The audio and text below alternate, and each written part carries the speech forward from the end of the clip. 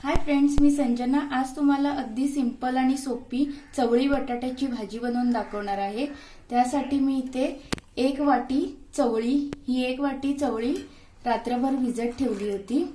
त्यानंतर एक बटाटा इथे मीडियम पीस करून घेतलेले आहेत। चवळी आता स्वच्छ धुवून घेतलेली आहे आणि आता मी कुकरमध्ये घालून घेते। यात आपण बटाट्याचे पीस पण घालून घ्यायचे आहेत। लागेल तितकं पाणी घालून घेऊया।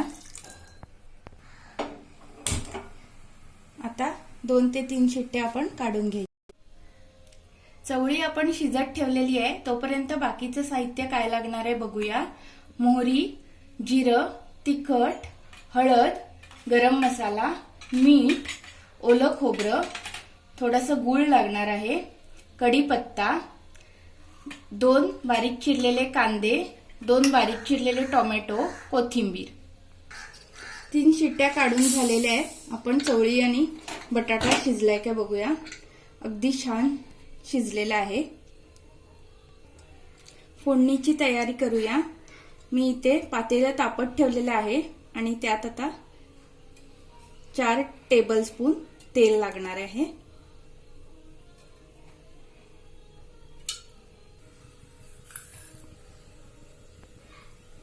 तेल तापल्यावर पाव टीस्पून मोहरी, पाव टीस्पून जिरं, मोहरी जिरं तडतडल्यावर कढीपत्ता, 2 बारीक चिरलेले कांदे, कांदा व्यवस्थित परतून घेऊया तेलावर। कांदा आपण परतून घेतलेला आहे। थोडा मऊ झाल्यावर ह्यामध्ये 2 बारीक चिरलेले टोमॅटो घालूया, परतून घेऊया। परतून झाल्यावर झाकण ठेवून लो फ्लेमवर शिजू देऊया। आता आपण ओपन करून बघूया। कांदा टोमॅटो छान शिजत आलेला आहे। त्यात आता मी 2 टीस्पून साधा लाल तिखट घालते। तुम्ही आवडीप्रमाणे घालू शकता, किती तिखट आवडतं तेवढं। पाव टीस्पून हळद आणि तिखट घातल्यानंतर पण व्यवस्थित परतून घ्यायचंय आपण। आता त्यात शिजलेली चवळी आणि बटाटा घालूया, मिक्स करून घेऊया व्यवस्थित। चवीपुरतं मीठ घालूया, 1 टीस्पून गरम मसाला। मसाले तुम्ही आवडीप्रमाणे कमी जास्त करू शकता, किंवा तुम्ही किती क्वांटिटी भाजी करणार आहे त्यावर पण डिपेंड आहे। थोडंसं गूळ घालूया चवीपुरतं। आता झाकण ठेवून थोडी शिजू देऊया मीडियम फ्लेमवर।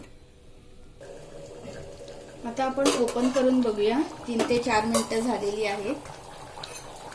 भाजी अगदी छान उकळलेली आहे। आता आपण यामध्ये ओलं खोबरं आणि बारीक चिरलेली कोथिंबीर व्यवस्थित मिक्स करून घेऊया। चवळी बटाट्याची भाजी रेडी झालेली आहे। अगदी सिंपल आणि सोप्या पद्धतीने। मी फ्लेम ऑफ करून घेते आणि सर्व करून दाखवते। फ्रेंड्स, आपली चवळी बटाट्याची भाजी रेडी झालेली आहे। तुम्हाला ही रेसिपी कशी वाटली नक्की सांगा आणि नक्की ट्राय करून बघा।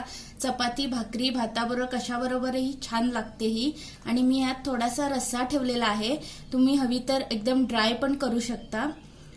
नक्की ट्राय करून बघा आणि तुमचे कमेंट्स द्वारे तुम्ही कळवा कशी वाटली।